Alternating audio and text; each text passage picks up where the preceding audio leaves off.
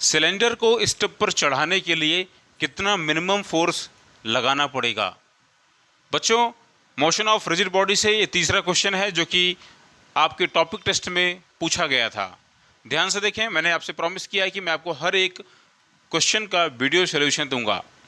तो ये तीसरा क्वेश्चन है, ज़रा देखें क्या कहना चाहते हैं। A uniform cylinder of the mass capital M and the radius capital R is to be pulled over a step of a height small A and the height of the step is less than the radius of the cylinder. बच्चों, एक हमारे पास में cylinder है, radius capital are है, मास capital M है और इसको एक स्टेप पर चढ़ाना है और स्टेप की हाइट क्या है, स्मॉल ए है। By applying some force capital F at its centre O perpendicular to the plane through the axis of the cylinder on the edge of the step. Find the minimum value of the force which must be applied to pull the cylinder over the step. Solve कैसे करें इस question को। बच्चों, यहाँ पे जो force apply किया जा रहा है, ये फोर्स इस सिलेंडर के सेंटर से एज को मिलाने वाले जो प्लेन है उस प्लेन के परपेंडिकुलर लगाया गया है। हमें पता लगाना है कि कितना कम से कम फोर्स अप्लाई कर दें कि ये सिलेंडर इसके ऊपर चढ़ जाए, ये इस पर आ जाए। तो कॉन्सेप्ट क्या है, आपको ध्यान देना चाहिए। जब भी किसी बॉडी को हम रोटेट कराना होता है तो हमें उस पर एक टार्क अप्लाई करना पड़ता है। तो अगर हम इस सिलेंडर को इस स्टेप पर लाना चाहते हैं तो हमें एक टार्क लगाना पड़ेगा। और एक चीज़, वो टार्क रीजनेबल होना चाहिए, यानी कि वो उसी डायरेक्शन में हो जिस डायरेक्शन में आप इसको रोटेट कराना चाहते हैं, इफेक्टिव टार्क। ज़रा ध्यान से देखिए, यहाँ पर ये जो सिलेंडर है, इस सिलेंडर पर मौके पर मौजूदा टाइम पर इस पर कितने फोर्स लग रहे हैं। एक तो ज़रा देखो ध्यान से, इसका वेट काम कर रहा होगा नीचे की तरफ, ये भी तो एक टार्क बनाएगा। भाई देखो ध्यान से, ये इसका जो वेट होगा वो वेट काम करेगा नीचे की तरफ, वर्टिकली डाउन mg।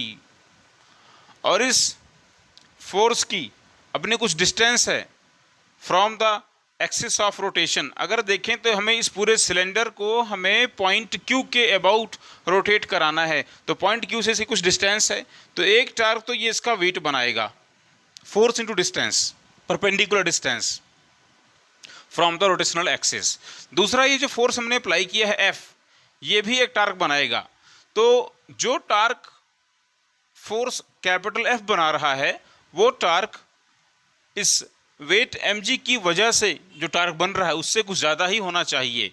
जो हमारा वेट mg है, ये टार्क कैसा बनाएगा, तो वेट mg हमारा टार्क बनाएगा एंटी क्लॉकवाइज इस तरफ से, और जो फोर्स F है उसका टार्क कैसा होगा, क्लॉकवाइज। तो क्लॉकवाइज जो टार्क है उसकी वैल्यू एंटी क्लॉकवाइज टार्क के इक्वल या उससे ज़्यादा होनी चाहिए।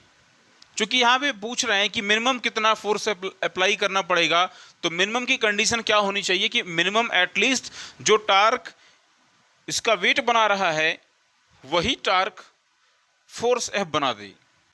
तो आइए ज़रा इसको हम लिखते हैं, या इस बात को यहाँ पे लिखेंगे सॉल्यूशन में। In order to pull the cylinder over the step, the torque applied by the force, torque applied by force F must be equal to or greater than the torque applied by its weight, तो बच्चों जरा देखें, ये जो force है F है, ये कितना टार्क अप्लाई करेगा। तो टार्क को फाइंड करने के लिए क्या करते हैं, force into perpendicular distance from the axis of rotation, F into क्या कर देंगे, R। This must be greater or equal to torque applied by the weight mg है,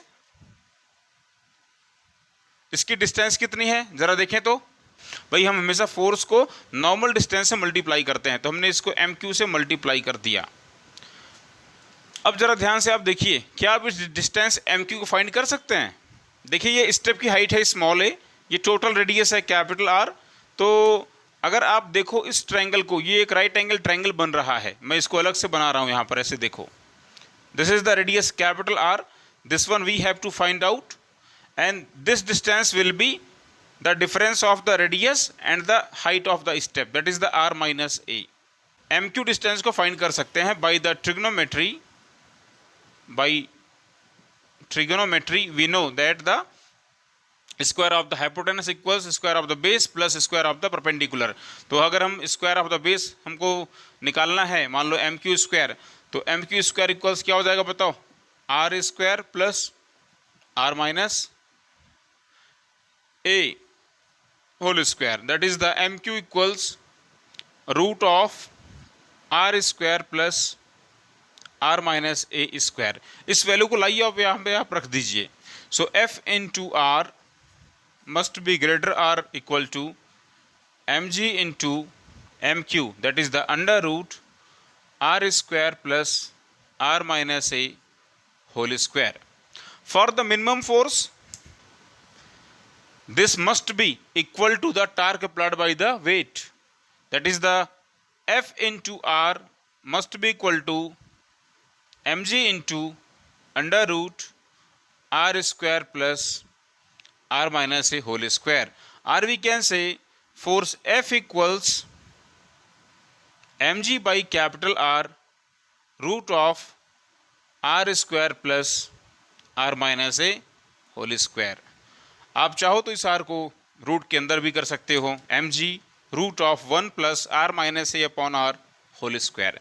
ये फोर्स होना चाहिए। अगर हमें फोर्स की चाहिए मिनिमम वैल्यू तो टार्क भी हमें कम से कम लगाना पड़ेगा। कई बच्चे पूछेंगे कि अगर ये टार्क वेट के बराबर में ही लगाएगा फिर तो ये ऊपर आ ही नहीं पाएगा। देखिए वो कंडीशन, लिमिटिंग कंडीशन है कि जहाँ से ये जो हमारा सिलेंडर है ये स्टेप पर आना स्टार्ट करेगा, वो कंडीशन क्या है कि कम से कम जो टार्क लगे फोर्स, एक्सटर्नल फोर्स की वजह से, वो उसके वेट के द्वारा बनाए गए टार्क के बराबर में हो जाए, तब वो स्टार्ट हो जाएगा ऊपर आना। और बाकी मैक्सिमम तो आप इससे अगर ज़्यादा लगा ही रहे हैं फिर तो ऊपर आ ही जाएगा, तुरंत आ जाएगा, वो और भी तेज़ी से ऊपर आएगा। लेकिन वो कंडीशन क्या है कि जहाँ से ये स्टेप पर आना स्टार्ट करेगा फोर्स की मिनिमम वैल्यू, उसके लिए आप इसको इक्वल ही करेंगे।